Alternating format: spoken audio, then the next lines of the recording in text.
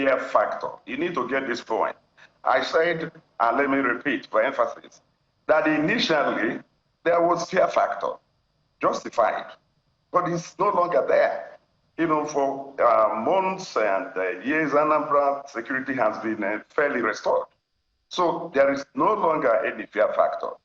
And you see, what has happened is that the fear factor led to the closing of the markets and even offices every Monday in the past.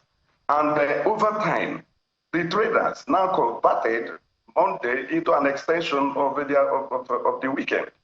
And this in itself is seriously affecting the socio-economic life of the state. In fact, statistics have said that Anambra is losing an average of 8 billion every Monday that the markets are shut. This is very serious. And if you look at it from that perspective, you can see that the government has a responsibility to ensure that the economy is running on an even keel again. And those who are opposing it are simply being mischievous. And that is why the governor rightly called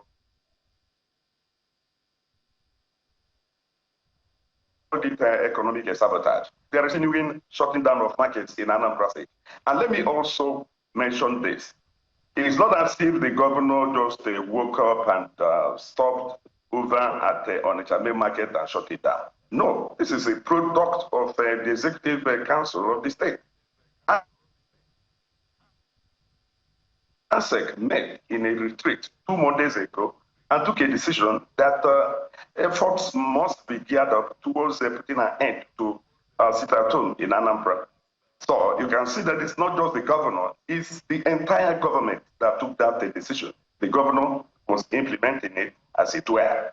And it is not going to be only on the Chabe market. All the other over 150 markets you have in Anambra State will be visited. And any of them found to be shut on any Monday will have to receive the same treatment. And it has to be done. It is inevitable now. It has been on for about 4 years. And if you check that you have 56 Mondays in a year, multiplied by 4, and then multiplied by 8 billion, you will see what the state is losing for Monday sit-at-home. This is in excess of 1 trillion. And it has to stop. The state is hemorrhaging. And beyond the issue of economic losses, you know, if you are expecting investors to come into your state, do you have to keep promoting the fear factor? The perception that Anambra is insecure is no longer valid.